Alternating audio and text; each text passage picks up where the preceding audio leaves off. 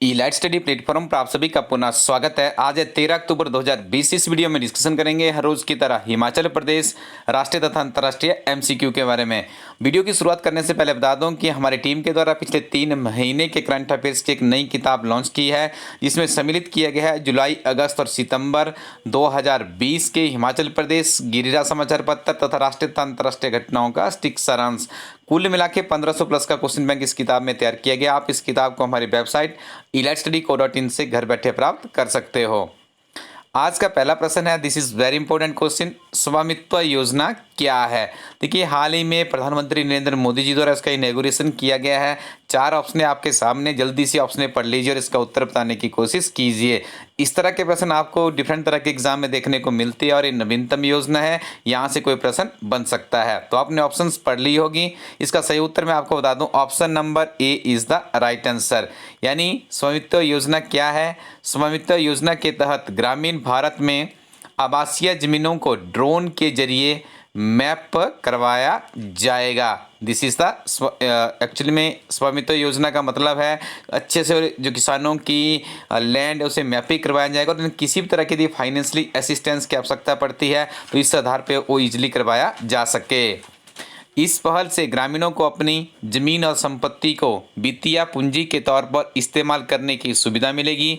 इसके एवज में बैंकों से कर्ज और अन्य वित्तीय लाभ उठा सकेंगे और ये बहुत ही जरूरी था। यदि हमारे देश में बात की जाए, बहुत बार यदि हल्का सा भी कोई लोन अप्रूव करवाना हो तो कई बार बैंकों के चक्कर से लगाने पड़ते थे, इसी कमी की वजह से। अब देखना दिलचस्प होगा कितनी सक्सेसफुल ये योजना हो पाती है। ये योजना सक्सेसफुल हो गई तो काफ़ी ज़्यादा लाभ मिलेगा आम जनमानस को।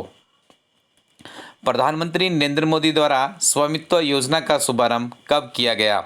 4 अक्टूबर 2020, 5 अक्टूबर 2020, 11 अक्टूबर 2020 या फिर 18 अक्टूबर 2020। तो इस प्रश्न का सही उत्तर है ऑप्शन नंबर सी, 11 अक्टूबर 2020 को इस योजना का शुभारंभ किया गया भारत के प्रधानमंत्री नरेंद्र मोदी जी द्वारा। देखिए, कुछ समय के बाद आपको प्रश्न इस तरह से मिलेगा कि स्वामित्व योजना का शुभारंभ किस प्रधानमंत्री के कार्यकाल में हुआ था, तो आपको ये चीज़ भी याद रखनी है। और ये ऐसे प्रश्न है आने वाले समय में किसी न किसी परीक्षा में आपको जरूर देखने को मिलेंगे।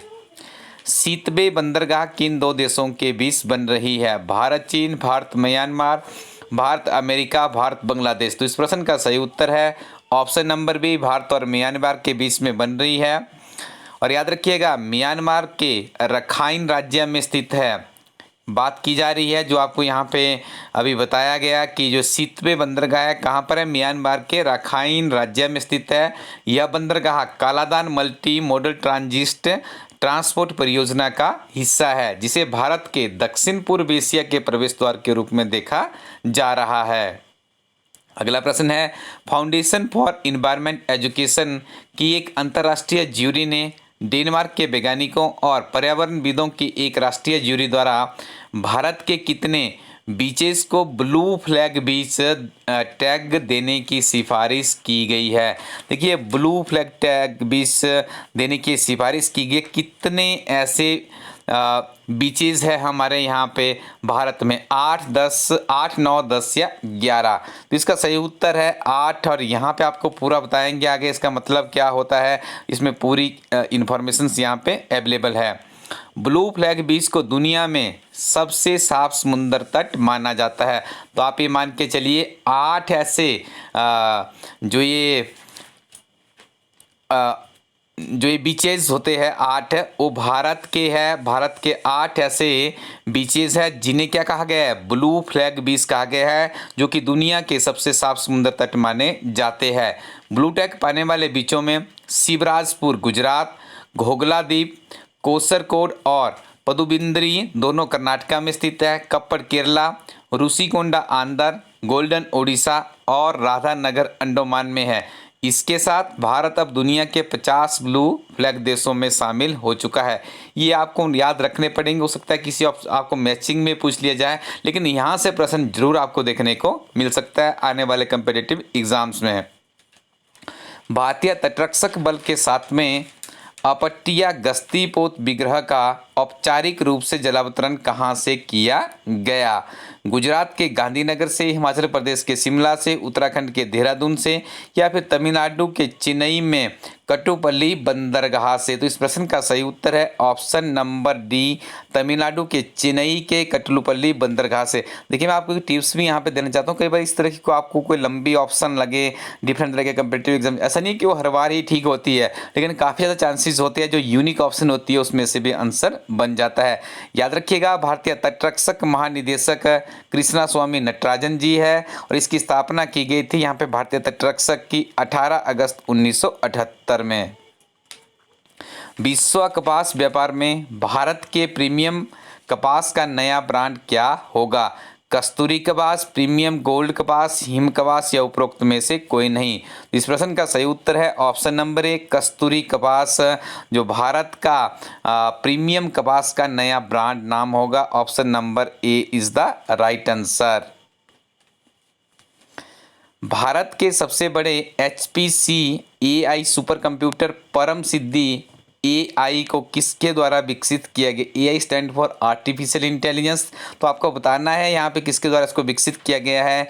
Indian space research organisation, defence of research organisation, centre for development of advance computing. तो इस प्रश्न का सही उत्तर होगा option number C, centre for development of advance computing is the right answer. Next one is प्रत्येक ग्रामीण घर में पेयजल कनेक्शन प्रदान करने वाला देश का पहला हर घर जल पहुंचाने वाला राज्य कौन सा है? गोवा, राजस्थान, उत्तर प्रदेश या मध्य प्रदेश?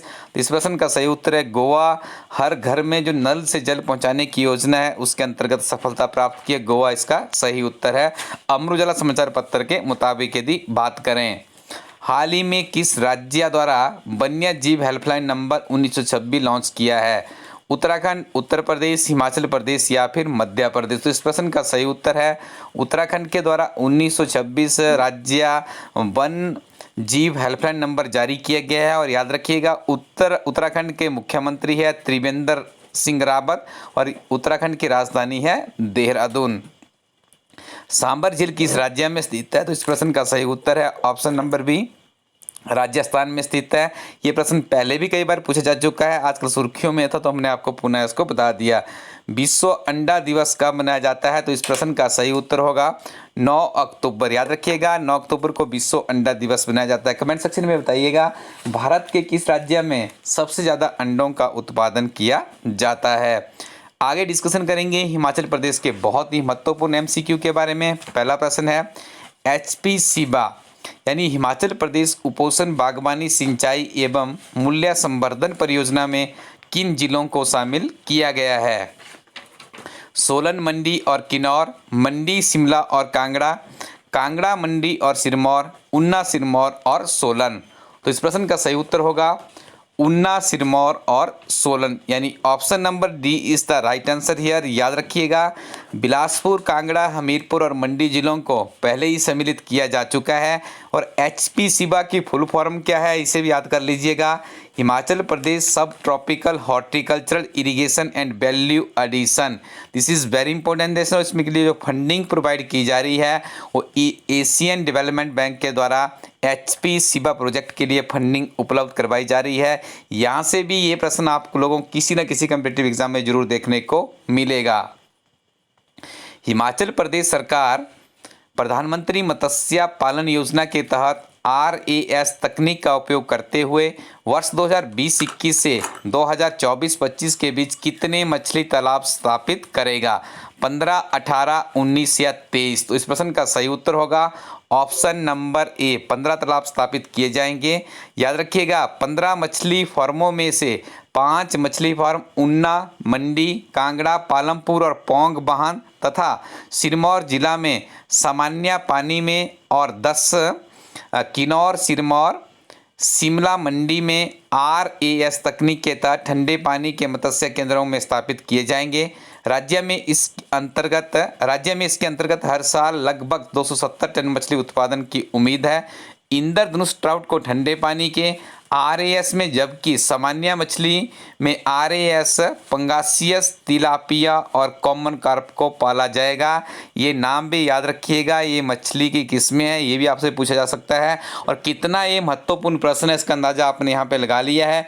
यदि नायब तहसीलदार की परीक्षा होती है हिमाचल प्रदेश, इसका काफ़ी लंबे समय से हम सभी को इंतजार है और होगी वो परीक्षा कुछ ही दिनों में, ऐसा अनुमान लगाया जा रहा है कि उसकी एडवर्टीजमेंट आने वाली है। तो इस प्रश्न को तो आप उस परीक्षा के परिप्रेक्ष्य में देखा जाए, this is also very important question. राष्ट्रीय मत्स्य बोर्ड कहाँ पर स्थित है? मुंबई, गोवा, नई दिल्ली या फिर हैदराबाद? तो इस प्रश्न का सही उत्तर है ऑप्शन नंबर डी, हैदराबाद में स्थित है। नेक्स्ट वन इज 19 मार्च 2021 से 5 मार्च 2021 तक कांगड़ा के बीड बिलिंग में किस अंतर्राष्ट्रीय टूर्नामेंट का आयोजन होगा? Ski jumping world cup, cricket world cup, paragliding pre world cup या अंतर्राष्ट्रीय शतरंज प्रतियोगिता? तो इस प्रश्न का सही उत्तर है option number C, paragliding pre world cup का आयोजन होगा 19 मार्च 2021 से 5 मार्च 2021 तक कांगड़ा के बीड बिलिंग में। ये वही किताब है जिसकी इमेज आप अपनी स्क्रीन पे देख पा रहे हैं। पिछले कुछ दिनों से जितने भी कम्पिटिटिव एग्जाम्स हो रहे हैं, बहुत ही ज़्यादा प्रश्न हमारे इस किताब से पूछे जा रहे हैं। हम ये मान सकते हैं कि 90% तक प्रश्न इसी किताब से सीधे सीधे पूछे जा रहे हैं। सबसे बड़ी विशेषता ये है कि 10,000 प्लस का क्वेश्चन बैंक इस किताब में तैयार किया गया है, जो कि किसी भी कम्पिटिटिव एग्जाम के लिए सफिशेंट बैंक माना जा सकता है। यदि आपने इस किताब को अभी तक परचेज नहीं किया है तो आप हमारी वेबसाइट elastudyco.in पर जाकर के इस किताब को परचेज कर सकते हैं, या आप परचेज नहीं करना चाहते हैं तो आप किसी शॉपकीपर के पास जाइएगा और इस किताब को एक बार ओवरव्यू कर लीजिएगा, देख लीजिएगा किस तरह का क्वालिटी कंटेंट्स इस किताब में है। उसके बाद भी आप ऑर्डर कर सकते हैं elastudyco.in वेबसाइट से।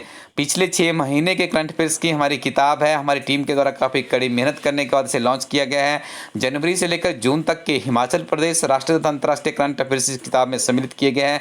3000 प्लस का क्वेश्चन बैंक इसमें आपको मिलेगा। नवीनतम किताबों की बात करें, क्लर्क परीक्षा की है, महात्मा गांधी, TGT एटसेट्रा, विभिन्न तरह की किताबें हमारे प्लेटफॉर्म पर उपलब्ध है।